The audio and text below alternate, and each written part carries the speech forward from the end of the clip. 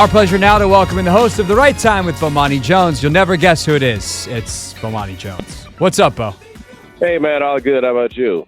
Doing well. Didn't think I'd be talking about the T-Wolves advancing on. Definitely not after they were down 20 in the first half. Or actually, sorry, in the second half yesterday. They were down 20. And I saw your tweets about Karl-Anthony Towns, and I feel like you and I both feel the same way about Karl-Anthony Towns, which is that was great that they won last night and that he certainly played a significant part in it. I don't trust him nor them moving forward, and there was still a lot in that game where those of us that are not the biggest Karl-Anthony Towns fans point to and be like, that's why I'm not the world's biggest Karl-Anthony Towns fan. I will let you pick up the explaining from here because I don't want to put words in your mouth, but why is it that you do not seem to trust nor be particularly fond of Karl-Anthony Towns, the basketball player, either? First of all, I would like to say that I appreciate you understanding what I was saying, because I had so many people coming at me and being like, so you're saying he's the reason they're losing? No, he was. This is when in the first half, he's 5 for 6 for 13 points, and he was, he hit a three. He was getting buckets, right? In large part because the Nuggets decided, fine, make this guy beat us. We'll let you post up Christian Brown all day long. We don't care, right? But still the stupid fouls, right? Still, like, he had a block shot, which I believe was his third for the entire postseason, and he flexed to the crowd and didn't even get back, and so his team was in 4-on-5 because he was too busy flexing over a block shot, not even like a muscular block shot. It wasn't like he blocked a big man shot. It was the kind of shot you're supposed to block when you're 7 feet tall and people push shots up around you. Like, he is, every time I watch him play, I see the talent, I see what people go for. I personally do not want a 7-footer who thinks that his place in life is to shoot, unless you're like Kevin Durant, right? If you're going to be a guard and be 7 feet, freak of nature, okay, cool. Otherwise, man, I just feel like you don't want to work. Yeah, the thing is, like, he's a good enough shooter that it's not even the shooting. I just think there's like a general lack of self-awareness with him, which is not fair in that I've never met Karl Towns, and so I don't want to be too obtuse. I try to not be the guy who's just bashing people who I've never met, because he might be a perfectly nice human. But as an athlete, right, there is a lack of self-awareness to him that I think will inevitably bite him in the butt pretty much always. But then there's this looming question, I think, hanging over this Timberwolves team, which is Anthony Edwards so damn good it doesn't matter? We lose Bo here? I'm going to put him on hold. You got you now, Bomani? Yeah, sorry about that. They had to draft his big brother. That's the wildest thing in the world. 5 years after you take a guy number 1 overall in the draft, you had to go draft his big brother. And they did a great job in drafting his big brother. But it's partially for the reasons that you described, that they had to go ahead and make those moves. However, look, man, they figured something out. When they traded 15 first-round picks to get Rudy Gobert, which seemed like craziness at the time that they did it, little did we know that the guy who built the Nuggets was like, I got to go build a team to beat the team that I built. And this, at least so far, has worked. We're just going to see how far you can go with the team with only one guy you can count on to get a bucket. Right. And the Gobert part is so interesting, too, because I feel like around the league, Gobert's reputation seems to be also the similar kind of like, we just don't like that dude. We don't like the cut of that dude's jib in the way that a lot of people don't like Karl-Anthony Towns. Is Gobert's the same way? And I'm like, did Tim Connolly somehow exploit like a Mardican inefficiency of unlikable people and then cover it up with Anthony Edwards? Like, how did they do this that all of a sudden they are here when typically these types of personalities aren't the things that win? Here's what they did. They remembered something that somehow people talked themselves out of and completely missed the point of the whole Warriors run. And they somehow acted like having bigger players than the other team didn't matter, right? Just as long as you can run around and shoot up some threes, it doesn't matter if you're bigger than the other team. What they missed was that almost across the board, position to position, the Warriors were consistently bigger than who they played against. The exception would be Draymond Green, but he was, he had enough length and just kind of being a unicorn sort of player. But they just went out and were like, oh, wow, look at the Nuggets. They're huge. They're 6'5" at point guard, 6'5" at shooting guard, 6'10" minimum across the front line. You needed big dudes to beat that. And they just got a bunch of really big dudes and a special superstar personality and talent.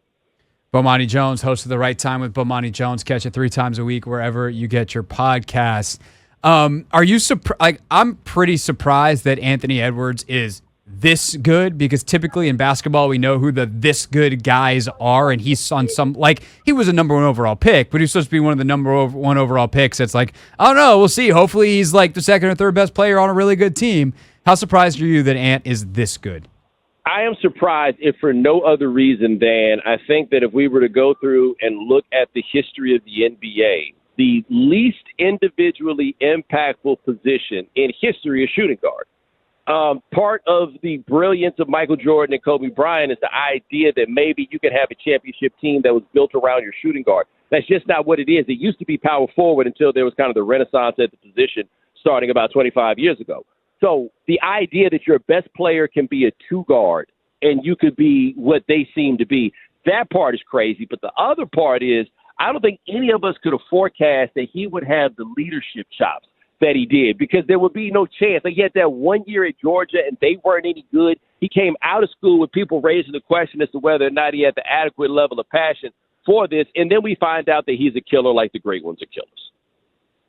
Yeah, no, absolutely. Watching him do what he's doing is crazy, which then makes predicting the Western Conference Finals really hard, because the easy way to be right most of the time in the NBA playoffs is pick the team with the best player in the series. If I tell you you have to pick the best player in the series in the Western Conference Finals, is it Anthony Edwards or is it Luka Doncic? I lean toward Edwards because defense does, in fact, matters, and as does health. And so at this moment, I would probably go toward Anthony Edwards. But the question becomes, who's the second best player on each team?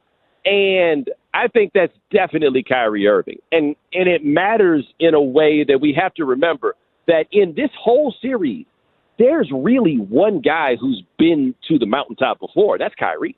He's the only one, and he's the one guy that I know for certain, 100%, absolutely will not scare. I don't even know that fully about Anthony Edwards, as he just shot 6-24 in that last game.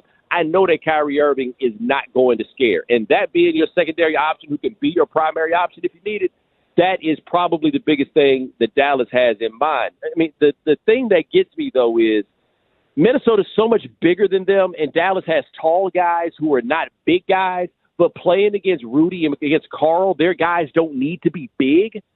So what is Minnesota's great advantage might be neutralized just by the nature of Dallas having those long guys. And if Karl don't want to be a big dude and he just want to stand out there and shoot all the time, then it don't matter that he's big. Right. Well, then the other thing that I think is interesting, and I also, it's funny because we were, this conversation is premised off of we agree on Towns. I also think you have, if I'm remembering correctly, have the way I feel about Kyrie Irving best peg, which is that is a weird dude, but damn, that weirdo can play basketball. If I'm paraphrasing your take correctly there. Yes.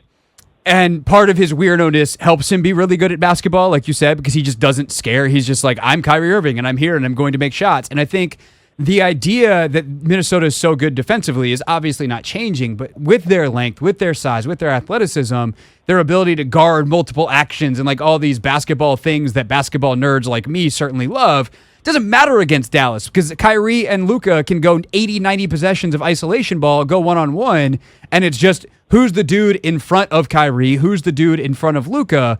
And I do wonder if that's enough to tip things, schematically, if you will, back in the Mavericks' direction. Well, also, Edwards is going to have to guard somebody every possession. Yes. Like, there's no. And he already said it's going to be Kyrie. Like, he said post-game immediately, like, my matchup is Kyrie. And it's like, okay, man, have fun. Yeah, but at some point, now, the flip side of that is I don't think Dallas has anybody that can guard him. Right. But he's not going to be able to get a blow at any point on defense because as long as those two guys are out there, he's going to have to guard one of them. Now, what I do think is probably going to happen is you'll probably see a lot of Jaden McDaniels on Luka because you're going to need to put some size on him. Like you can't have Mike Conley at age 48 trying to check up Luka Doncic, man. That's just not going. That ain't going to be it. No, or Kyrie for that matter. Although right. you feel better about that with the size at least. On the other side of things, as Bomani Jones is our guest here on the Hoffman Show. Where are you on the Tibbs narrative? Because people like to talk about how freakish all these injuries are that just keep happening to guys on his teams, and eventually I'm just like, how much data do y'all want to realize this has to matter on some level? But where are you at with Tibbs, the amount of minutes he plays guys, and the injuries that seemingly always happen to his teams in the playoffs? Well, I think there are a couple of levels, right? And on this one, those injuries, I think Mitchell Robinson's was maybe an overuse, but I don't feel like the injuries that we're talking about those guys dealing with seem to be overuse injuries, right? The other point, and I think this is the one that people around the Knicks make, and I think it's a compelling one, which is what else is he supposed to do?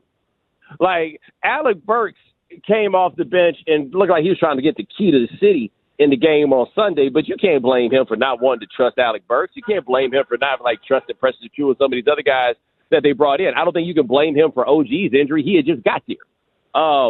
So I do think that playing people the number of minutes he plays them probably comes with a cost. I don't think that any of us would deny that. I don't know if that's what happened to this team this time. And that's what I struggle with this Knicks team is, do you look at the front office and be like, did you guys not give him enough resources? Do you look at Tibbs and be like, hey, man, if you just tried some stuff in the middle of the year and played some of these guys more, maybe you discover, in the way that Steve Kerr discovered that Gary Payton, the second, who had been on 7 other teams, was actually good if you put him in a specific role? Like, would you get more out of guys if you experimented? Or do you just go, they lost so many dudes that they had enough and then they didn't by the end of it, and them's the breaks sometimes? But I do think you raised a very interesting point. Take a guy like Ty Lue. Ty Lue is not trying to win every regular season game. He's out there trying stuff out, seeing what might happen. Tom Thibodeau is trying to win every single game. Right. Every single one. And that's how you wind up playing guys, the number of minutes that he plays. But Monica McNutt makes this point all the time, and she does, radio for the Knicks. Those dudes love playing for him. Now, you can make the argument that maybe he needs to be the one to protect them from themselves, but I see arguments on both sides here. I do too, which always makes it really fun, and for fantastic radio where you don't give a clean take and then everyone's just mad at you. All right, so I'm going to give you the most clean question here that I can possibly give you to end out a radio interview. Who you got? Pacers and Celtics. I've got the Celtics, and I got to stop pretending like I watched the Celtics play in the last 2-3 weeks. Why did I need to do that? Right? Like we have just completely stopped thinking about that because we were like, oh, they're going to win those. But I'm going to go there just because Indiana can't guard anybody. And I just don't think they're going to shoot 67% against anybody else again. But they can't guard a soul. And if you can't guard, Boston is going to get you. You kind of got to force them into some positions. But what you can hope for is, man, the Celtics fall in love with bad shots. So maybe you stay close and hope that they take a bunch of, they make a lot of bad shots, but hope that they take bad shots. That's their only chance. Yeah, but I think the Celtics have, I'm trying to do the math, Jaylen Brown's a better defender than anyone on New York. Of course, Drew Holiday is. I think Derek White probably is. Indiana literally has not seen this. So it's going to be a rude awakening, I think, for their guys, especially their young guys. But going to be fun. They're a young team. Going to be fun to watch over the next couple of years. Bomani Jones, you can catch the podcast The Right Time with Bomani Jones anywhere you get yours 3 times a week. Bo, always great to catch up, man. Appreciate the time, and we'll talk to you down the line. No problem, man. Take it easy. That's Bomani Jones, everybody, with us here on The Hoffman Show. Hey, this is D.A., and you're listening to The Hoffman Show on the Team 980 and the Odyssey app.